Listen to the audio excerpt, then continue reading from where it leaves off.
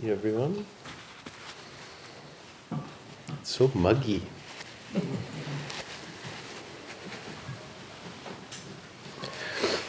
This morning, I'd like to start off as a series of events or talks that are happening this month at Buddha Eye in relationship to Buddhism and ecology that was put forward by an Eco-Dharma group that's here at the temple. If you're interested in that, there's information on the website about it, and also comes out on the digest weekly about some activities that they're doing.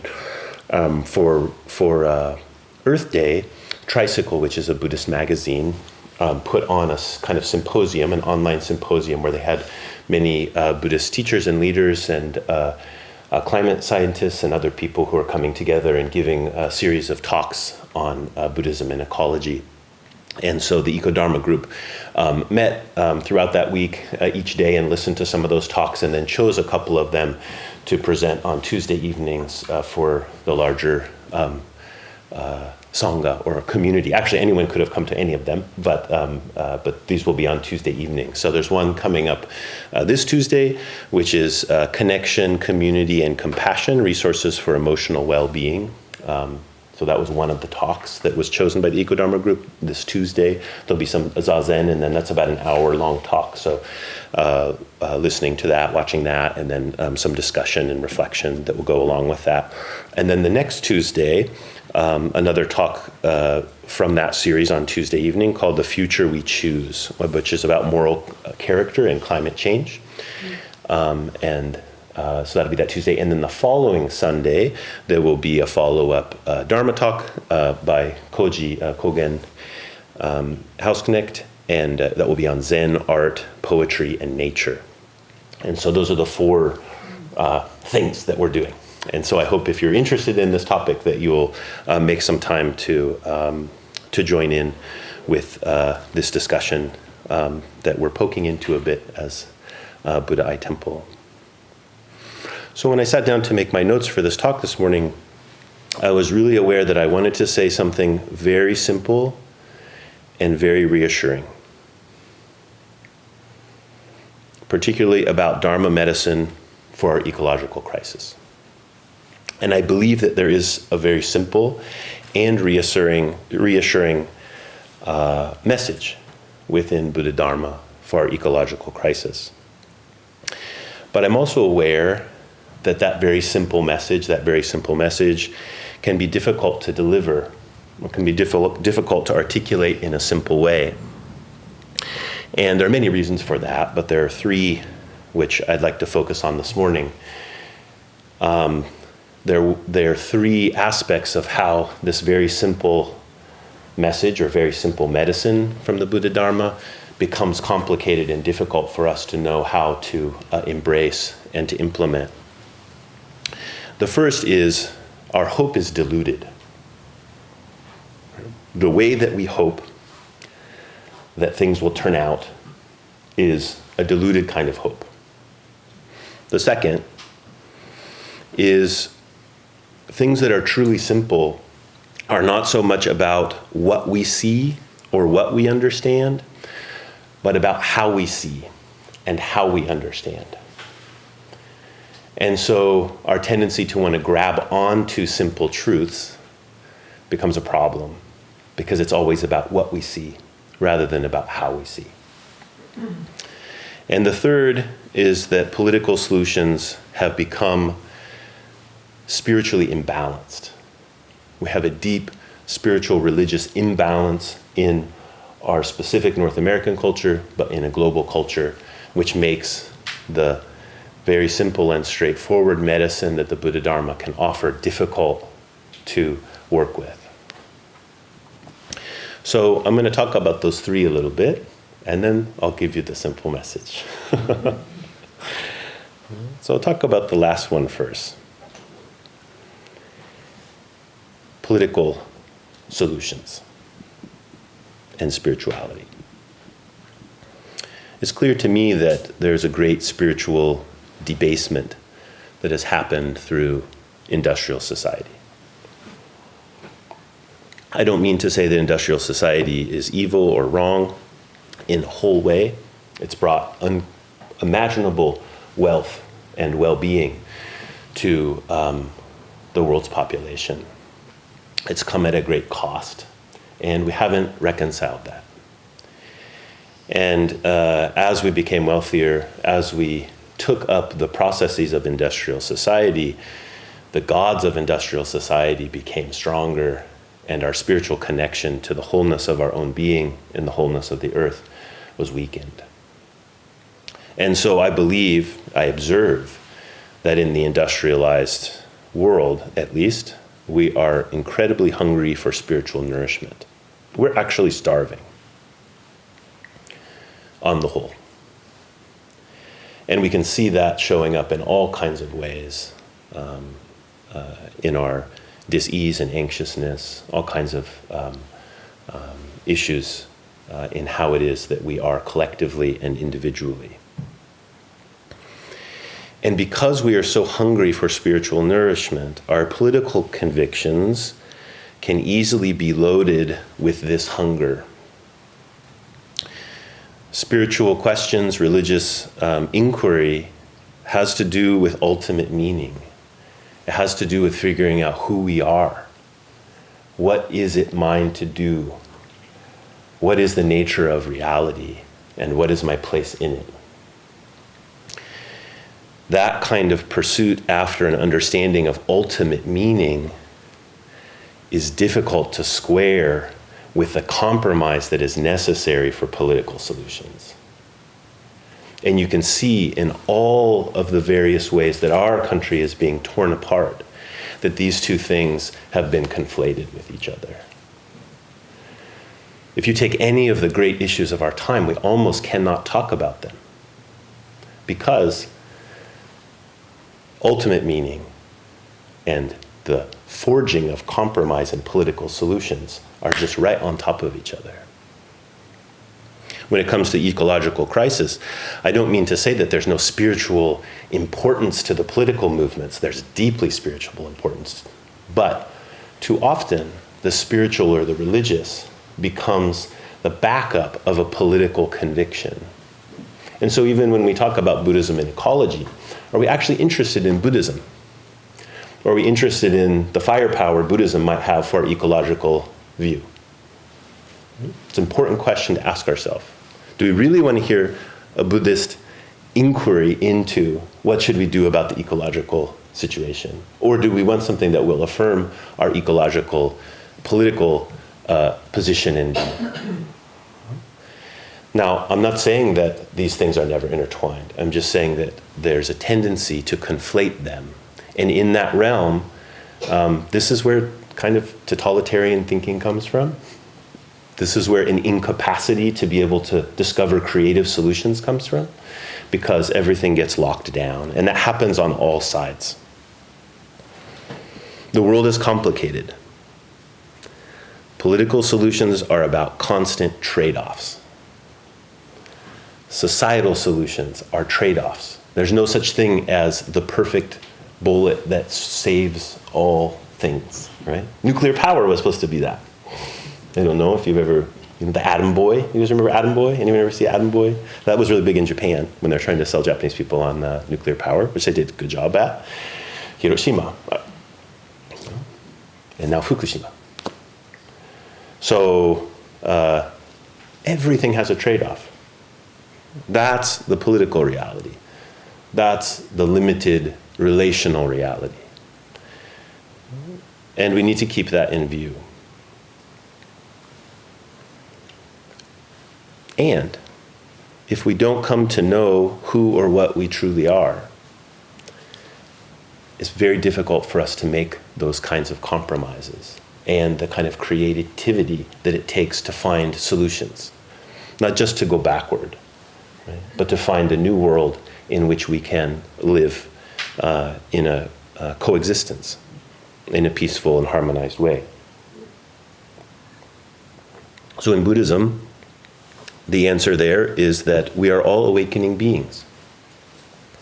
If we ask who or what we are, the dogma, right, which dogma is not necessarily a negative word, it's just the standard teaching, right, kind of the orthodox teaching is, you're a Buddha. Why do you act like it? Let's figure that out together.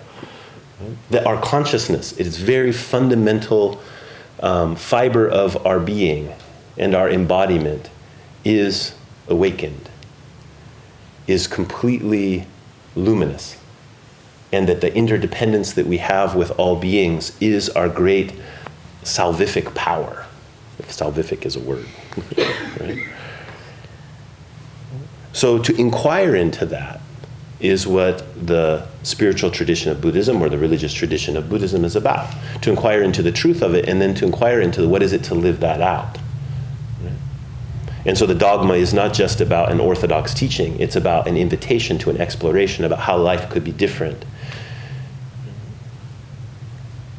In this talk that is coming up this Tuesday, one of the speakers, I'm not going to say her name right, I only heard it a couple times when I was listening to the video. It's Dikila Chongyalpa, I believe. She's from northern India, and her people live very close to the third highest peak in the world. It's very interesting. She said for decades and decades, they have fought off the people that want to climb this peak. And she said unbelievable, huge amounts of money come as offers to take care of all kinds of ills in their communities. And she said it's very tempting. But she said for them, this is a sacred mountain. This is their life. This mountain is their life. And so they have made the choice not to allow various expeditions to come and to climb this mountain. I thought that was very, very interesting. Anyway, she said many inspiring and wise things to me. She's the founder of an institute called the Loka Institute, which I believe is at Wisconsin University. She's a scientist, a climate scientist, and she also works deeply in this realm of how do we talk about climate change, a climate crisis in the world. And she has done tons of work with evangelical congregations. And so in this video, she talks a bit about that. She says, if we're going to heal the world, we also have to be able to love each other. And that what I really liked about how she said this, many things she said as a Buddhist, I believe. Okay, you could just take that as dogma, but if you listen to her, that's not how she speaks. She's not speaking just about dogma. She's speaking about her investigation. That when she speaks with fundamentalist Christian congregations where she lives, and she wants to talk about climate emergency, she said, if I start with the word climate emergency, there is no conversation. And so she said, what I talk about disaster. I talk about fear. I talk about suffering. And she said, as a Buddhist, I have clear access to that. And as we talk about that, she said, what I find is that people are not evil, they're afraid. And they're afraid because they love. They love something. And the vision of what they love is oftentimes conflicted with my vision of what I love. But that there is something there. And that if we live in a world where we impose our political ideals in such a way that we demonize, okay, this is a place where there's this danger, where we take the political reality and then we put over top of it a spiritual value system, and we conflate the two, that these people become demonic powers. And they are, but so are we, right? From Buddhist perspective. There are forces that are moving through all of us, was much larger and powerful than our limited view. And some of them are wholesome and some of them are unwholesome. And as a Buddhist, we investigate in what ways are those forces moving through me unwholesome and through my society, etc., unwholesome. It's very important. I don't just project that out onto some other set of beings. Now, I felt like it was so important that she brought her religious life right into the center of her work. Right? Because the vision that we're trying to hone and to understand more thoroughly through an inquiry, a spiritual inquiry or a religious inquiry, is about some kind of ultimate vision about what is true. And such a vision cannot be leveraged. If it is leveraged, then it always lets in these other kinds of forces. And so for this third of the difficult things that I brought up, this imbalance in the spirituality. As a religious leader, I would like to advocate for more serious participation of our religious heart and mind in the discussion, not only in the service of politics, but in the service of reforming how it is that we think about living. Not only in what will we do in response to climate change, for example, but our total way of envisioning what it means to be alive. And that's a constant message of the Buddha Dharma that has been present in the world for many, many, many years. How do we aliven it? How do we embrace it and be embraced by it so that it can flow into meeting these difficult questions of ecological crisis? So the second thing I mentioned is simple stuff is hard to understand. You heard that saying before. I think it's been attributed to a bunch of people. Mark Twain was the one I first read it about. I would have written you a shorter letter, but I didn't have the time. You know, I was kvetching the other day about how complicated software is now.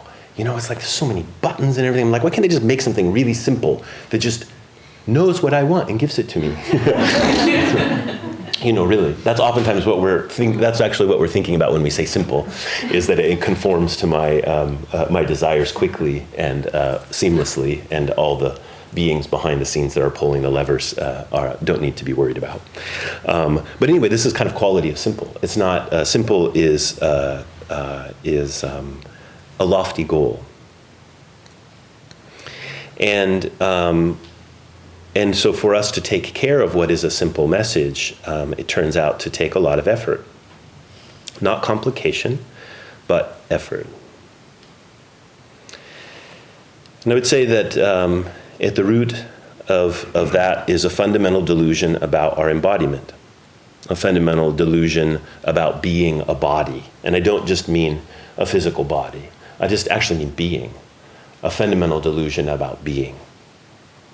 In Buddhism, the traditional focus has been on the way that we grasp after a sense of self as a subject, and then the world becomes a world of objects.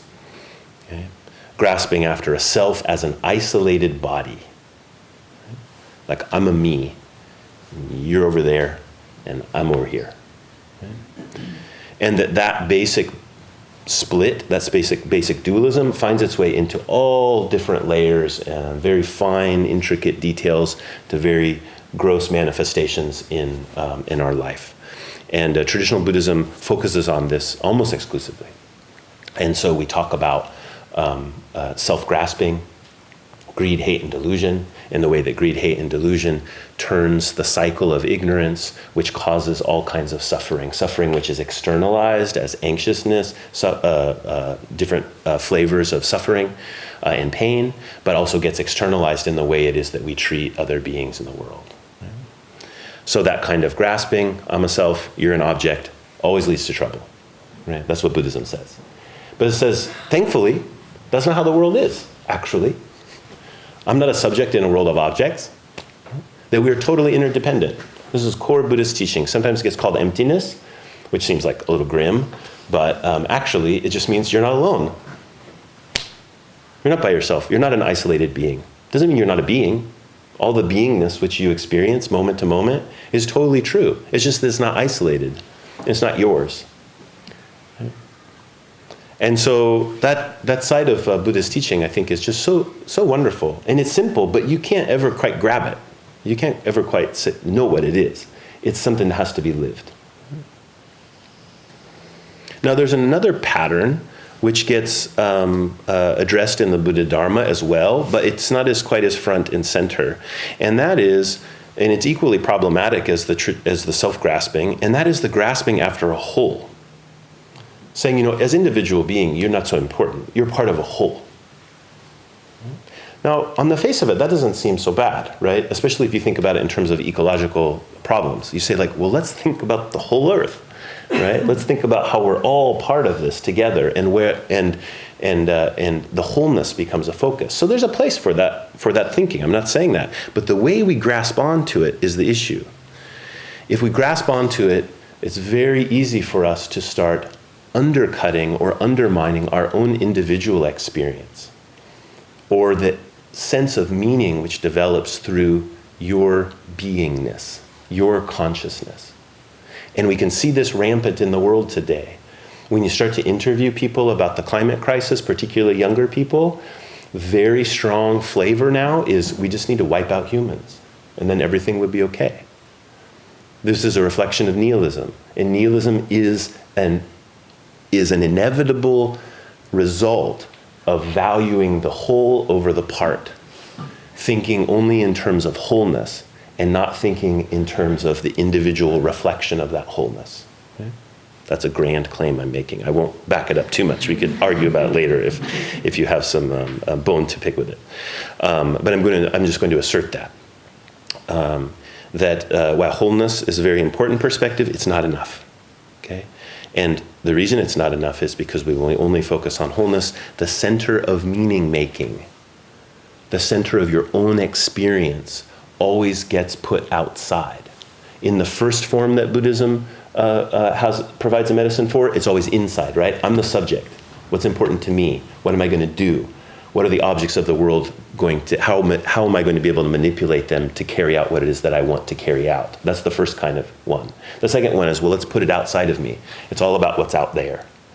And then the truth of my own life, the meaning of my own life, the meaning of what it is that I'm doing goes away. Buddhism says, actually, traditionally says, these are the twin pits.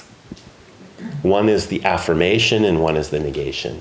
And that our mind is just kind of like hardwired to do that. It's like, look for a solution. Okay, affirm, affirm, affirm. That doesn't work. Negate, negate, negate. And as it turns out, it doesn't work. Neither one of these really deals with our suffering. It never really deals with the problems that it is that we're in. Now, does it mean that there's never anything to affirm or never anything to negate? No, of course there is. But when you affirm one thing, you negate something else. When you negate one thing, you affirm something else. These are always working as a pair. So, Buddha Dharma says, this being, Ejo, and all beings are completely and totally dependent on each other. They are, we could say, one. But the problem when we use the word one, this is the simple, it's one, is we think when I say one, I know what that is. Everything is one. It becomes about the wholeness. I am one. It becomes about me. And Buddhism says, no, the one of you and the one of the wholeness and the one of every being are not separable in any way. My teacher, he always talked about this. He used to talk about one all the time. He would say, there's one, the great everythingness is one. Each thing is one. What you can see, anything you can see is one. Everything you can't see is one. And then he would say, it's one. And then as he got older, he just started saying, all the big stuff and all the small stuff is one. And then pretty soon he just went one. He just would say one. One. So simple, right? But the issue with this one is, back to this fundamental delusion we have, it's not a view. Seeing clearly is not a view. Right? We have to enact this clear seeing. It's about how we live. It's not about a viewpoint that we have. So to see in such a way that my own seeing is totally valued. Right? But to see in such a way that my own seeing is not seen as being independent from everything that it is seen.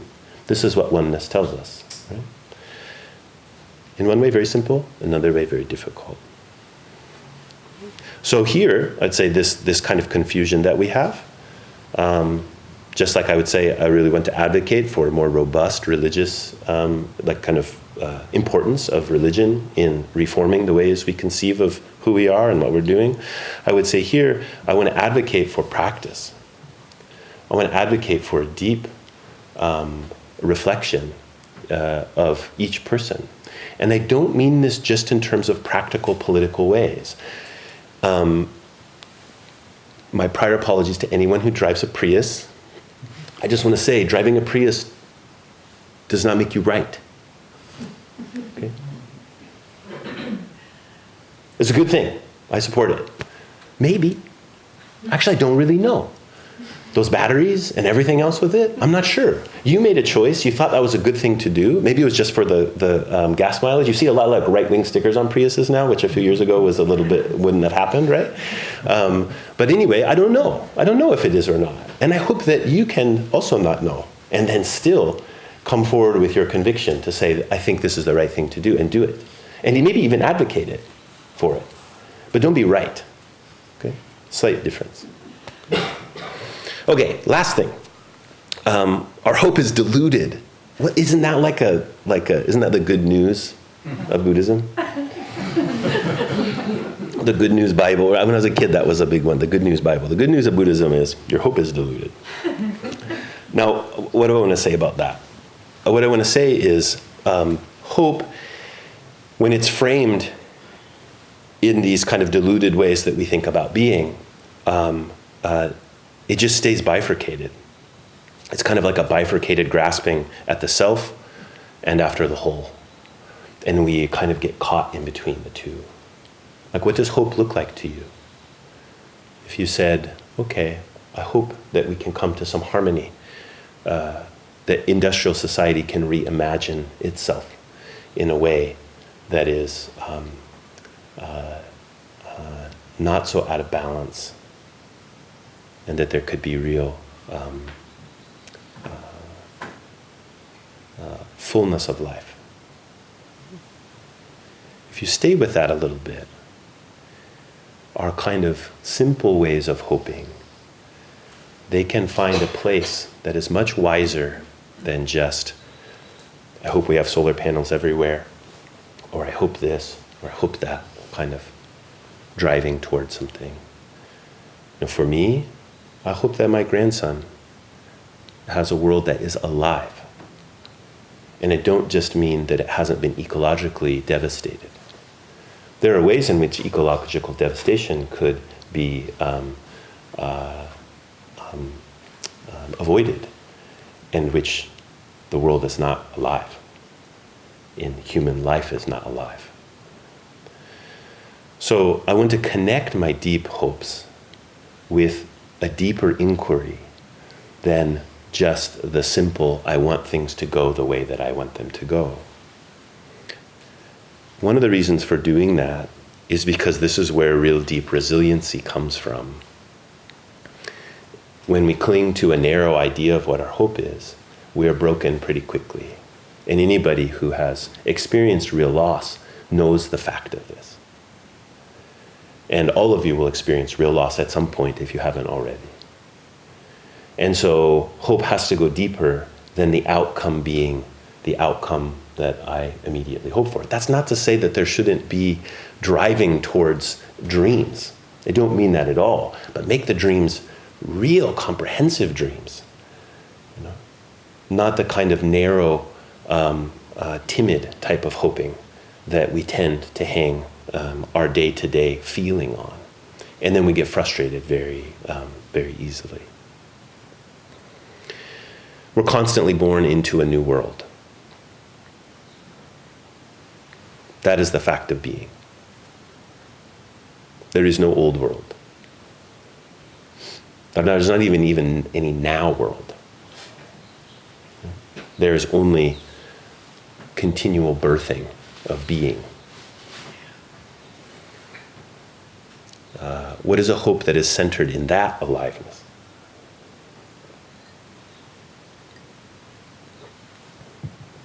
Okay. So those are, I saying, the three things, three of, I'm sure, many, many things which make this kind of a simple medicine of the Dharma difficult for us to understand. And so then I want to tell you what I think the simple message is. The diseases of the planet and the diseases of our body and minds are not isolated from each other. They are mirrors. There is an ungraspable body which is not the body that you cling to and call your life. And that ungraspable body appears in your seeing. It appears in the majesty of that great mountain in northern India. It appears as the sound of these birds.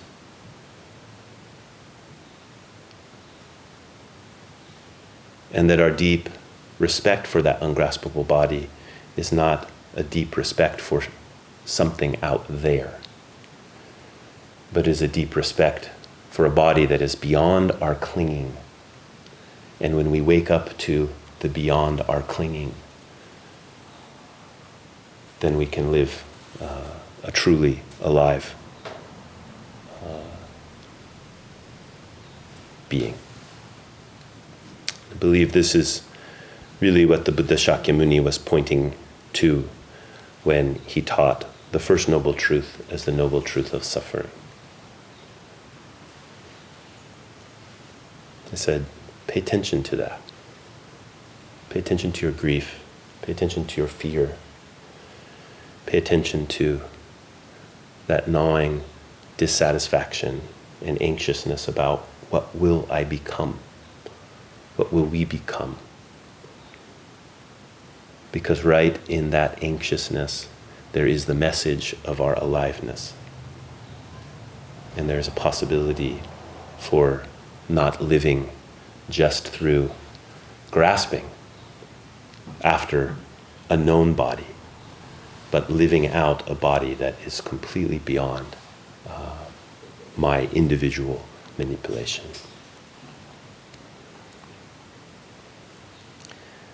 I purposely am not offering any solutions.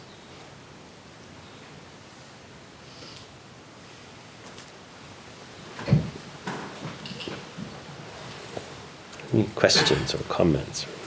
Hi. I've come to appreciate what we call problems. Yeah. Mm-hmm.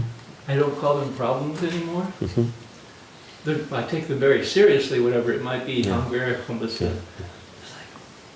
or in my work. And then something opens up when I don't see it as that. Yeah. So the flip side of there is suffering is possibly there is infinite opportunity. Yes, thank you. Thank you. This is, when you're expressing just very clearly the life of the Bodhisattva. The life of the Bodhisattva, when we chant, beings are numberless, I vow to free them. Delusions are inexhaustible, I vow to end them. Dharma gates are boundless, I vow to enter them. Buddha way is unsurpassable, I vow to become it. That is, we could say, the things I used to call problems that I don't call problems anymore are inexhaustible. They are the gateways of awakening. I wonder, I think about sometimes in the case of our current ecological, many ecological issues and climate change, which, that language keeps getting ramped up for many good reasons. Mm-hmm. Climate crisis, climate emergency. If we think about that and we say, what's coming to head there? It's not only about can we find an infinite source of energy that will let us consume the planet without putting too much CO2 in the air. That's not the question. What's coming to head is an insatiable appetite of animals, known as humans, who are reaching the limits of what that appetite can deal with, how it can be incorporated.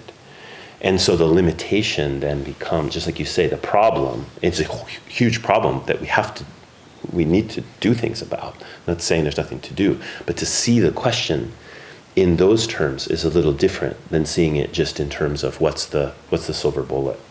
And for me, I think that's very important, especially when we relate issues of how to deal with climate change and CO2 emissions and the global south and poverty and all the kinds of inequity that has been piled up through industrialization over the past couple hundred years. These things that seem very simple become more complicated.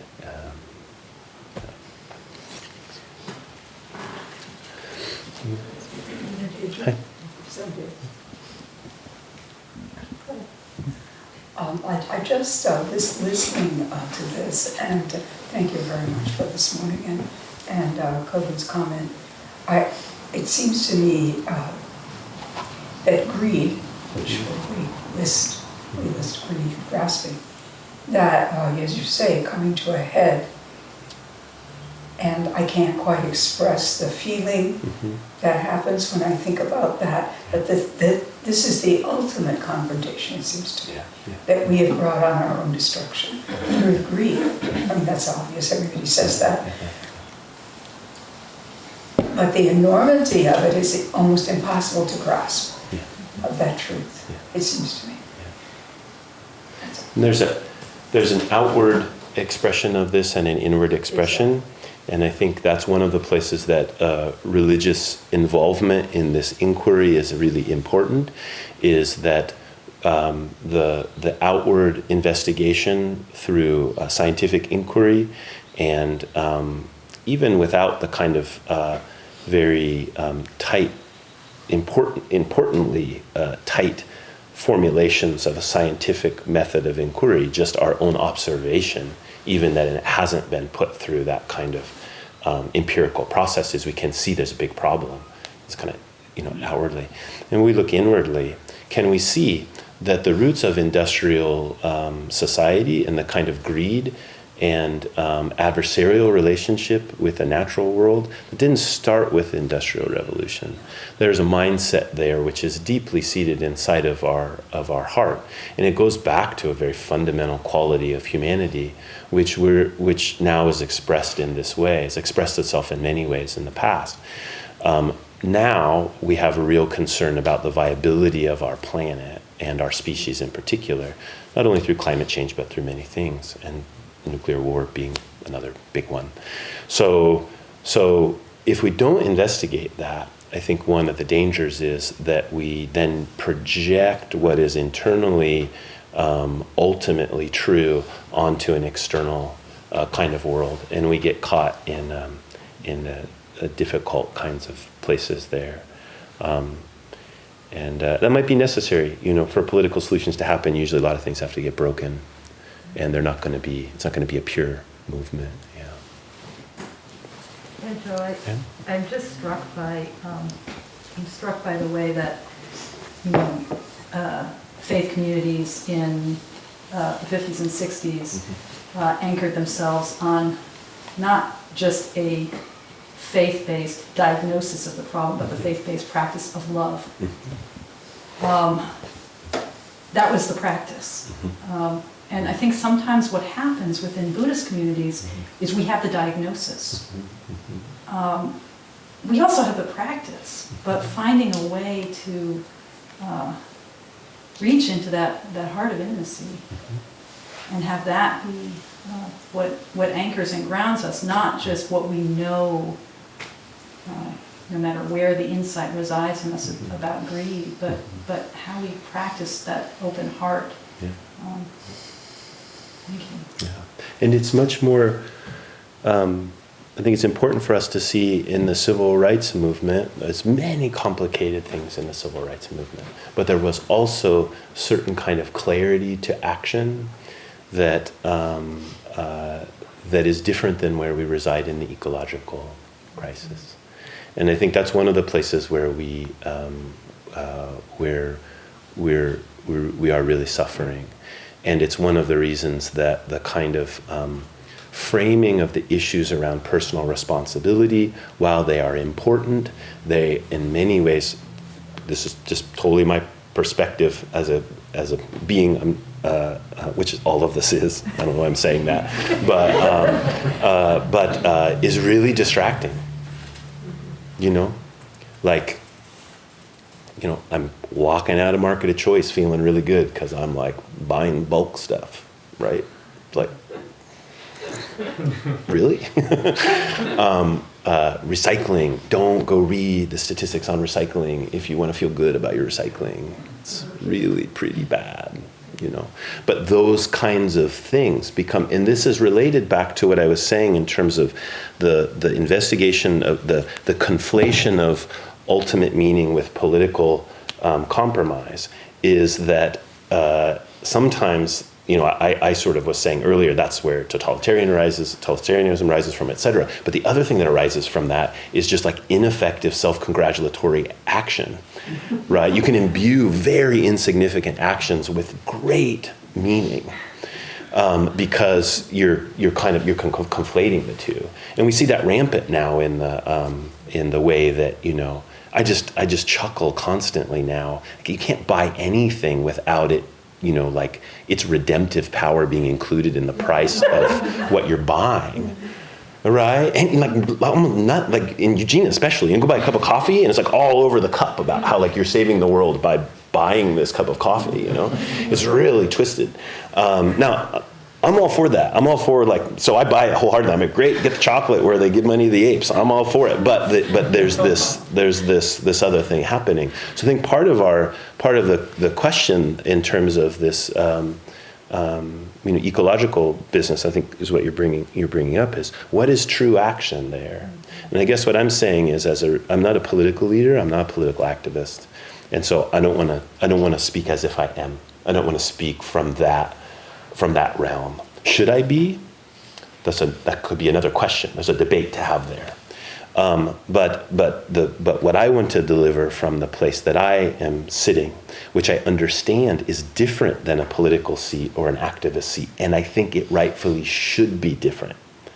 That when the two are conflated, we come up with problems, and I believe that I believe that the finding of a religious center, a spiritual center, changes the idiom from which we live through. And right now we're caught in the mechanistic idiom of living. We think life is basically a machine, and because we believe that, we're willing to grind everything up in that grinder of a machine. And I think that has to get changed. Yeah. I don't know.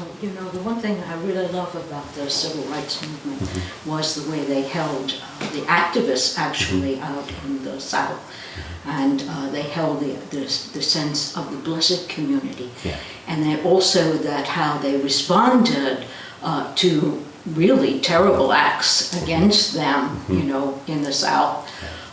Was that they actually, the nonviolence was that because if the whole thing was going to heal, then both sides had to be healed. Yeah. So it wasn't really this, and they went through, really difficult things. So that always has stayed in my mind, that way of looking. Yeah, thank you for that. So that's a very good segue, and I could finish up there, and that's a very good segue to the little advertisement for this talk on Tuesday, which is Connection, Community, and Compassion, Resources for Emotional Well-Being, because a big emphasis on that talk is how the development of community, which is another one of the side effects or one of the things that's being destroyed through kind of industrial society and isolation that comes from that the healing is coming through community. And I think that message is really important. I was quite tempted to talk about that this morning, especially being Buddha Eye Zen Community Temple, but I thought, this is going to get talked about here. And so I'll say something more obtuse. I think just a quick comment. I think it was Thich Nhat Hanh, maybe, I can't remember, who said that the second coming, if you will, of the Buddha would be a community. He said maybe. Maybe. Okay. But I'm just saying, it's an interesting perspective. Yeah. It's not just one person, but maybe a community. Yeah, exactly. And what that means is a whole nother discussion. Right. It's a whole nother exploration. Yeah, thank you.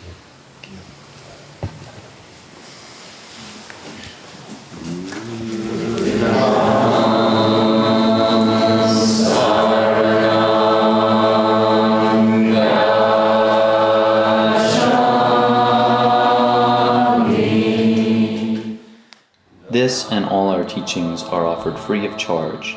If you would like to make a donation, please visit our website at buddhaeye.org and click the donate button at the top of the page.